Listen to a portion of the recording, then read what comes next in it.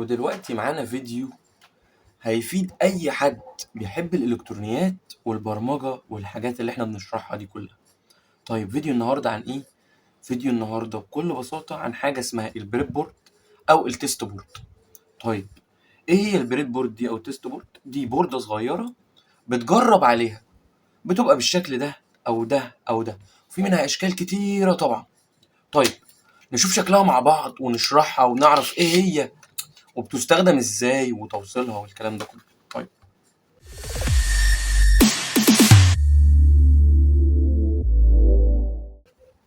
هي زي ما قلنا بوردة.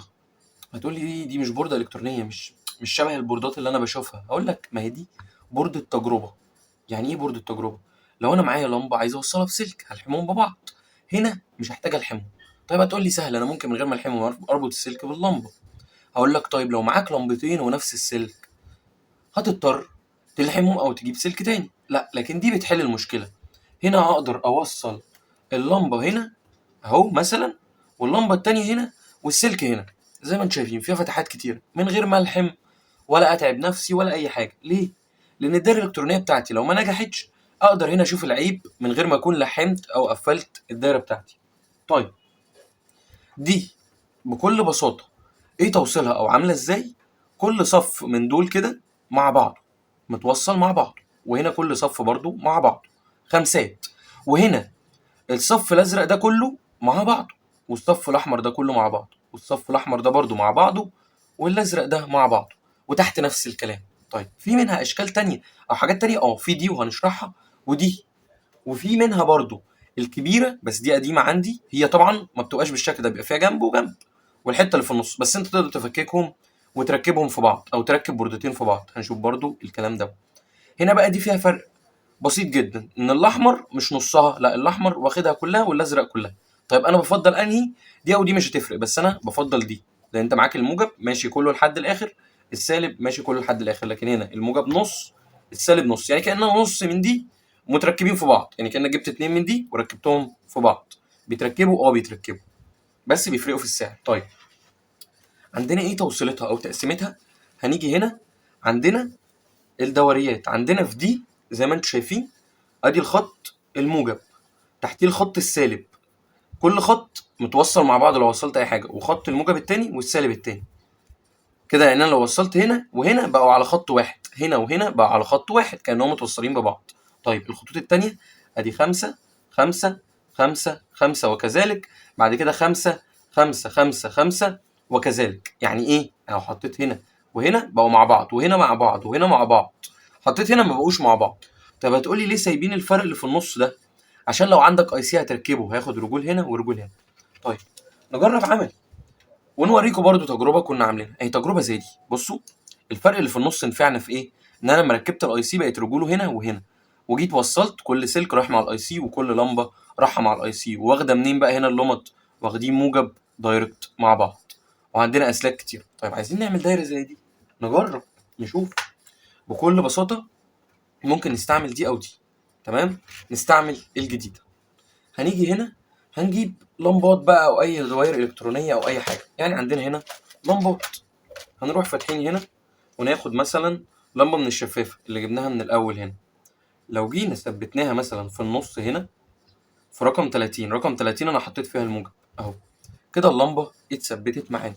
طيب عايزين نشغلها كهرباء، هنجيب اسلاك اللي هي التمساح، ومعايا بطاريه هنا. هبدا اركب الموجب وهبدا اركب السالب. طيب هتقولي ما انا برضو كده ما ركبتش. لا، هنجيب بقى علبه الاسلاك ونبدا نجيب سلك ميل ميل. طيب يعني ايه ميل ميل؟ يعني سلك دكر في دكر. طيب لو جينا هنا او هنلاقي السلك بالشكل ده. طيب هنفك منهم سلكتين اهم، فكينا منهم سلكتين ونشيل العلبه تاني مش محتاجينها دلوقتي. اهم حاجه ناخد الكهرباء. طيب الليد العادي لو وصلته دايركت هيتحرق بسبب ان الفولت هيبقى كبير عليه، لان انا كده دي 12 فولت معايا. فانا كده هاخد هنا وهركب الموجب. كده انا غذيت التيست بورد او البريد بورد حسب ما انت هتسميها بالموجب والسالب. طيب بصوا الجامبرز، يعني هو فك من بعضه مش متقفل كويس بس ماشي، نركبه اهو اتركب، وكده انا اديت سالب. تمام. تمام. كده ناقص ايه؟ كده احنا محتاجين مقاومة 1 كيلو او مقاومة بأي قيمة انت عايزها. فانا لو جيت خدت المقاومة اهو، بصوا هركب فين؟ هركب في الموجب بتاع اللمبة والموجب اللي هنا اهو، موجب وموجب، شايفين اهو. بصوا كده الدايرة من قريب اهي، المقاومة واخدة من الصف بتاع الموجب راح على الموجب اللمبة اللي هي قلنا على الرجل رقم 30، وكده جنبيها السالب، ناقص يتوصل بالسالب. طيب هيتوصل ازاي بالسالب؟ برضه هنجيب نفس السلك اللي احنا استخدمناه ونوصل بيه اهو.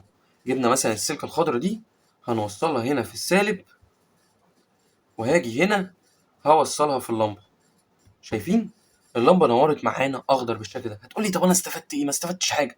هقول لك لا، دي بتفيدك. يعني لو جبت دي مقاومة متغيرة زي ما احنا عارفين، لو جيت بقى بالمقاومة المتغيرة دي ركبت السلك السالب هنا، وركبنا المقاومة المتغيرة بتاعتنا هنا كده، بصوا اقدر الف اتحكم في قوة اللمبة، شايفين اهو، بوطي اضاءة اللمبة واقدر اعليها، واخدين بالكم اهي الدايرة.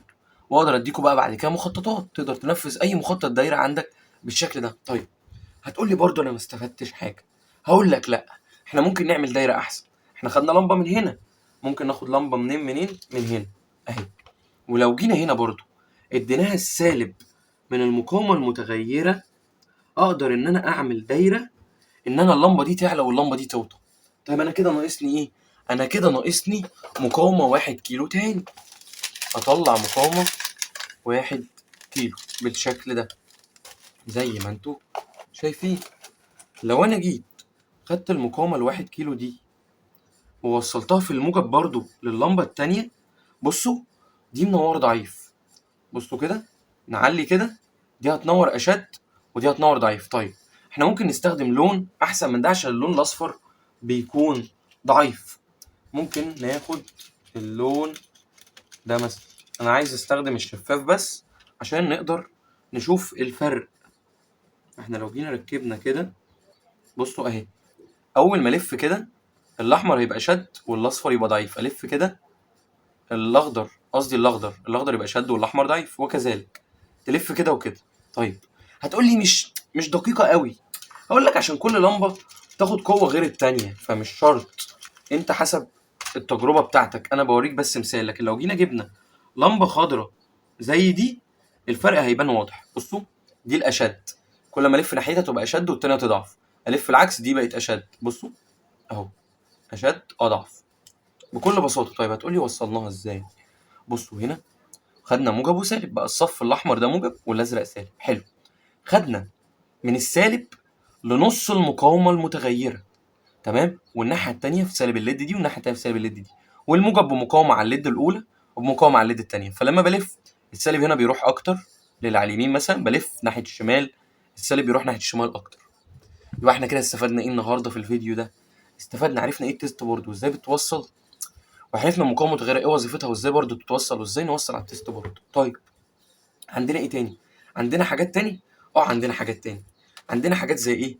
زي دي برضو تيست بورد، بس دي ازاي؟ دي خمسات بالطول زي الجزء ده، كأنها واخدين الجزء ده بس. طيب ودي نفس الكلام. طيب اقدر اركبهم في بعض زي ما قلت لك، تقدر ايوه تركبهم في بعض، تروح عامل كده اهو بقى واحده بس، وتقدر تشكل حسب ما انت عايز شكل التيست بورد بتاعك.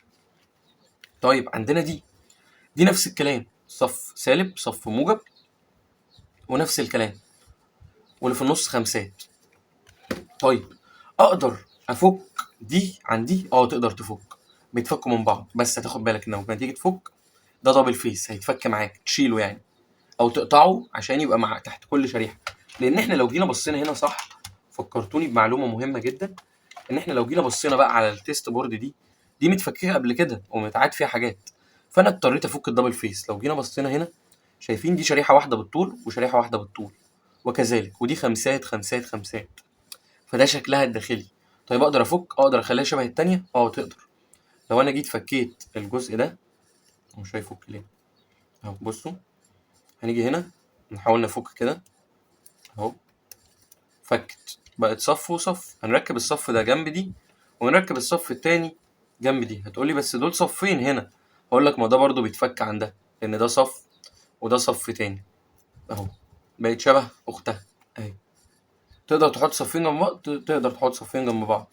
طب تقدر تحط تيست بورد جنب تيست بورد، تقدر تحط تيست بورد جنب تيست بورد. يعني اقدر اجي اهي دي اللي انا اشتغلت عليها، اقدر احطها جنبيهم، اقدر احطها جنبيهم، اقدر اثبتها كده.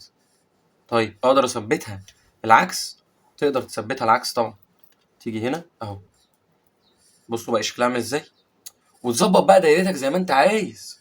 بس في فرق، ان انت لازم وانت بتشتري تخليها يا اما المقاس الواسع اللي هو ده اهو، بصوا السن عامل ازاي وهنا السن عامل ازاي. لكن في الصغيره انا عندي هنا السن، بص صغير ازاي، بص هنا صغير ازاي، فدي مختلفه عن دي. ودي برضو السن بتاعها كبير، يعني دي تركب على دي عادي. بصوا دي تركب هنا اهي، فتقدر تشكل زي ما انت عايز. طيب كده نكون يعتبر خلصنا شرح النهارده.